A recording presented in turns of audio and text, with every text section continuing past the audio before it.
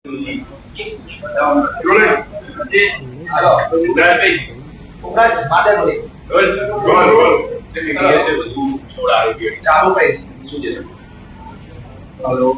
આપ સૌ જાણો છો કે ગઈ તારીખ 7/4/2025 રોજ એ કેસમાં 2/2025 થી એક ગુનો દાખલ કરવામાં આવ્યો, જેમાં બોગસ દસ્તાવેજો આધારે બોગસ લાયસન્સ પરવાનો અત્યારે મેળવેલો છે નાગાલેન્ડ તથા નોર્થ ઇસ્ટના બીજા રાજ્યોમાંથી.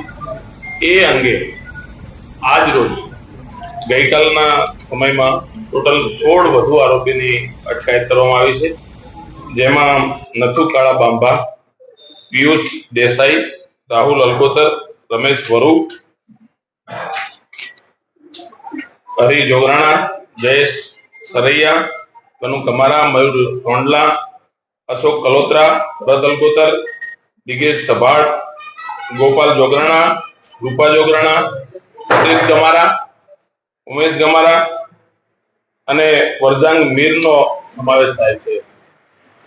આમ આ આરોપીઓને ગઈકાલ રાતના સમયમાં એટીએસ ખાતે ધરપકડ કરવામાં આવેલ છે, જેમની પાસેથી કુલ 4 રિવોલ્વર અને 4 બારબોર્ડ ગન રિકવર કરવામાં આવેલ છે, જે પોલીસે સીઝ કરેલ છે, અને ટોટલ 311 રાઉન્ડ રિકવર કરવામાં આવેલ છે.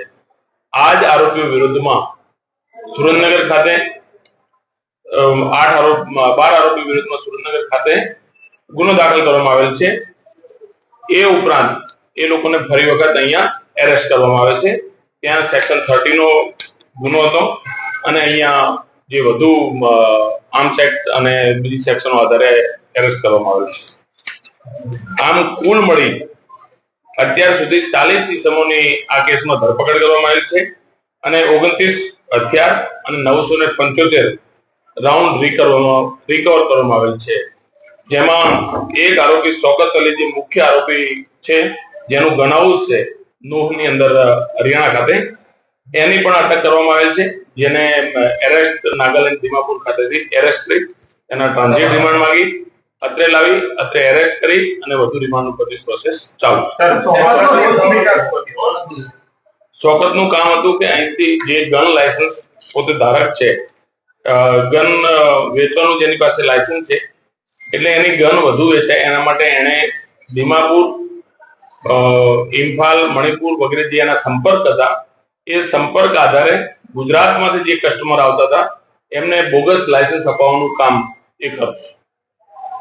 સર, કેટલા લાયસન્સ મેળવતો હતો, કેટલા સુધી અને કેટલા લાયસન્સના કેટલા રૂપિયા? દરેકના અલગ અલગ, દાખલા તરીકે જે હમણાં પકડાયા છે એમાં 15 લાખ, 13 લાખ, 10 લાખ, 19 લાખ, 15 લાખ, 1.5 લાખ આ રીતે અલગ અલગ રકમ શૌકતને અહીંના લોકલ એજન્ટો મારફતે શૌકત સુધી પહોંચી. શૌકતના ત્યાં ઘણા સંપર્ક છે. એ પોતે ત્યાં લાકડાનો બિઝનેસ બી કરતો હતો અને એ સિવાય આ ધન અપાવવાનું કામ જે કરતો હતો, એટલે લોકલ એને એક રૂમ ભાડે રાખીને પોતે રહેતો હતો અને ત્યાંના સરકારી કચેરીઓમાં પણ અવર જવર છે અને સંપર્ક પણ. સરકારી કચેરીમાં અવર જવર છે, ત્યાં પોલીસ સાથે કનેક્શન કરું, કારણ કે જે ડોક્યુમેન્ટ અહીંયા આપવામાં આવતા હતા અત્યારે માત્ર આધાર કાર્ડ કે પાન કાર્ડ હતા, બીજા ડોક્યુમેન્ટ બોગસ બનતા હતા, તેમાં તેનું શું? હવે જે બોગસ ડોક્યુમેન્ટ એને રજૂ કરી અને યુઆરએન નંબર રિટર્નર તરીકે અહીંયા ગુજરાતના માણસોના નામ દાખલ કરાવેલ છે, એ રિમાન્ડ દરમિયાન એની પૂછપરછ ચાલુ છે. તે વિગત આપની આવશે તો આપણે ગુજરાતમાં જેટલા બોગસ લાયસન્સ નીકળ્યા છે કહી શકાય કે શૌકત થ્રુ નીકળ્યા છે, ક્યાંક ને ક્યાંક શૌકતની ભૂમિકા. શૌકત સિવાય બીજા 2 આરોપી છે, પરંતુ એની માહિતી અમે આપને નથી આપી શકતા, કારણ કે હજી એરેસ્ટ કરવાના બાકી છે અને પકડશું ત્યારે આપણે મૂળ હરિયાણા નૂહનો એ વતની છે અને એની ત્યાં 2 દુકાન છે, એક એમના બ્રધરની દુકાન છે અને એક શૌકત પોતાની દુકાન છે, અને જેના પરવાનો હથિયાર વેચવાનો છે અને એના આધારે એનો બિઝનેસ છે. હજી તપાસ એની ચાલુ છે.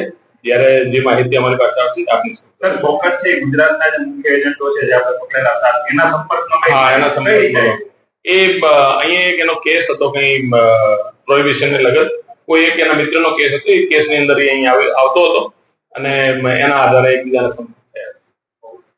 Thank you.